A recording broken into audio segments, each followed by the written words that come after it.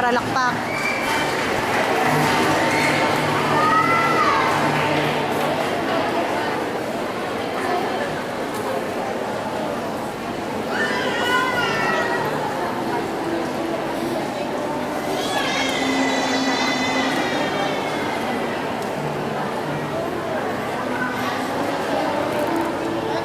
A silver medal for his outstanding performance for the school year, a gold medal as champion in basketball bags meet, certificate as outstanding in academic performance for the fourth quarter,